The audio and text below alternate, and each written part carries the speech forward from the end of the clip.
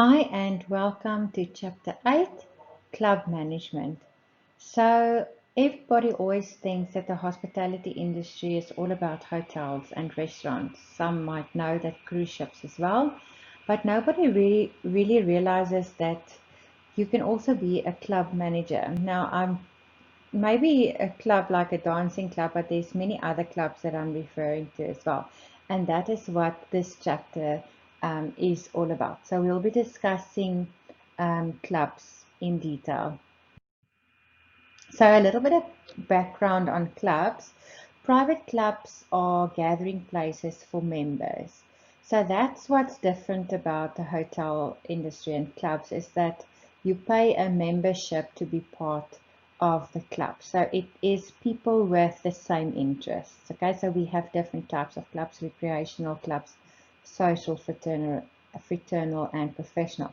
So every club have different facilities that makes them unique. So there's two main different clubs, and we'll go into that in detail just now. So you have city clubs and country clubs. So we have 5 types of city clubs. For tests and exams, you must know the 5 different types of clubs, but you also need to know the characteristics. Okay, so the first type of city club that we have is an athletic club. So an athletic club is what it means. It's all athletic activity. So if you have a running club or a football club or a rugby club, okay, you pay a membership fee to become a member of this club. So if you are a runner, you pay a membership fee and you can run every Saturday with that club. You get a t-shirt or a running shirt and gear and things like that to have the name of that club. Then you have a dining club. Now, this is very American information. In South Africa, we have something also called Stokvel. And you can have like evening clubs as well, evening dinner clubs. So a dining club is only open for lunch. You can find it in a downtown office building. It can happen after work, but the dining club is also open or cater for private functions. Then you have a professional club. This is for people that have the same profession. So they do the same work. So for instance, lawyers. They are all lawyers in this club. So they share the same profession. Then we have a social club. These are members with no affiliation. They literally just enjoy being in each other's company. They've probably got the similar backgrounds, but they don't talk business whatsoever. They probably listen to music. I think this is where you go and dance and things like that. So this is a social club. And then you've got a university club. Now, university club is a private club for university graduates or individuals that is affiliated with the university. They are, however, quite open to the public. So those are your 5 types of city clubs. Then we have a country club. Now, when you hear country club, I want you to think about size. They are quite big. Now, a lot of people get married at country clubs. I also want you to think about overseas.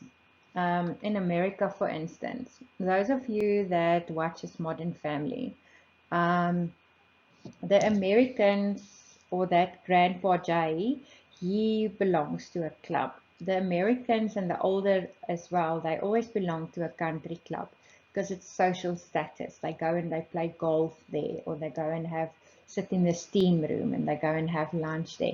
That is the largest type of private club.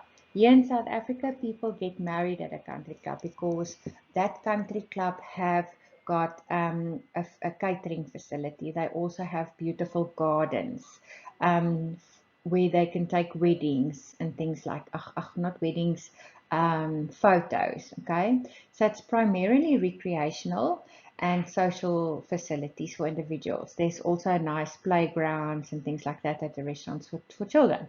So families like to go there as well. So as I've mentioned, they do large caterings. So yeah, they can host all kinds of events.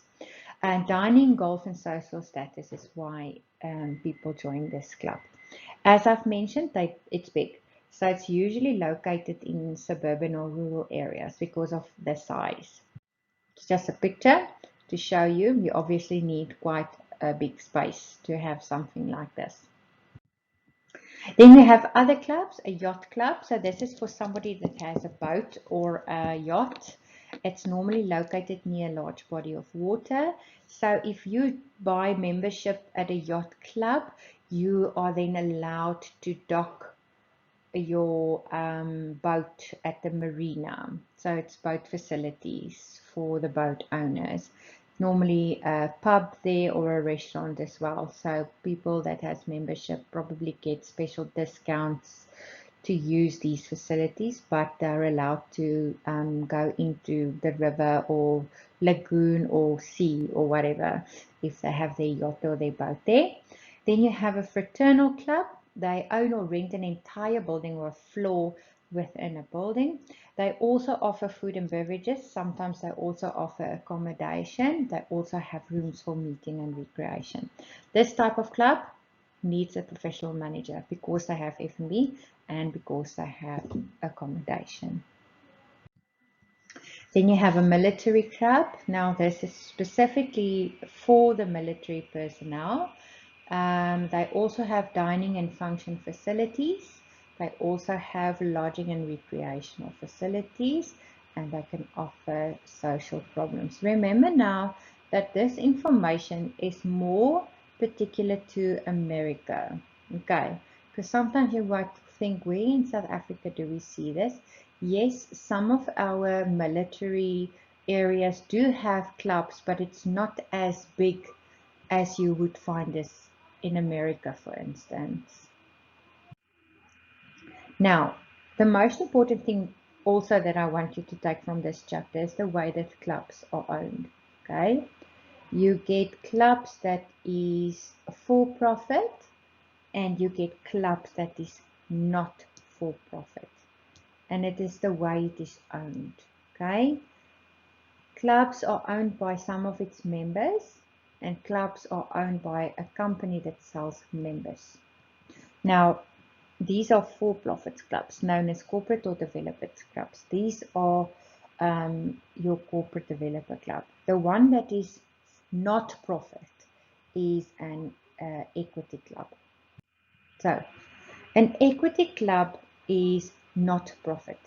It is simply there for the enjoyment of their members. Okay, that makes me think of a bikers club. There's two types of members: the founder member and members who pay one-time initiation fees. So you join a membership fee and then you are part of this club. Okay? If this club has an excess of revenue over expenses for some reason, the profits that they have are given to the founders. The members would rather use that excess of money to improve the facilities and service. Okay, so they would most likely buy something, to for the use of the members or for the enjoyment of the members. It's not for profit. They're not there to make money, if you get what I'm saying. It's purely there for the enjoyment of the members. That is called an equity club. A corporate or a developer club is for profit. It is owned by an individual or a corporation. They sell membership. Okay, these members have no share in the club. They literally almost like a business. How is a club organized? Well, it's organized depending on whether it's equity or non-equity. It's non-profit or for-profit. A non-profit club, the members elect a board of directors that oversees the budget, and they decide how things are run, so they set the policy. A for-profit one, that is where you need a club manager. Okay, the club manager reports to and receives instructions as to club policies, procedures, and standards from the owners. So they tell you how things are working.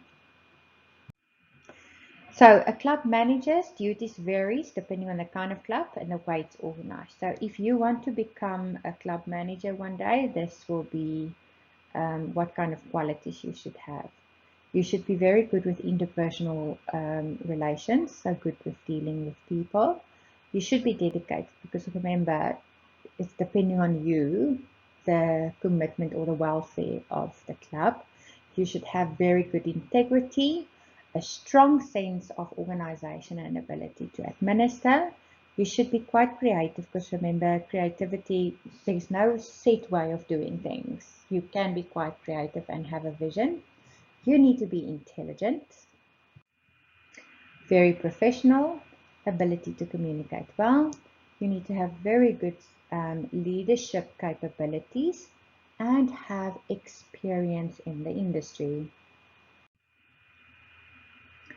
Club operations, very similar to that of a hospitality business. Reason why? Because they generate revenue and incur expenses. The differences can be found in where they get their money. So what the sources of the revenue. Where? Here. Typical sources is where do they get their money from? Membership dues, initiation fees, assessments from sports activities, food and beverage sales, and if they do provide accommodation from rooms. So what are the expenses? The biggest expenses that they have is payroll and other related costs. And obviously if they need to operate supplies and things like that. What kind of control do they have? They also have quality control, like we said before, but because they have incurred expenses and so on, they need to have the uniform accounting system. Like I mentioned in the previous chapter, they need to have a financial statements, balance sheets, things like that, because of money coming in and money coming out. So this is a nice short chapter. If you have any questions, please feel free to ask.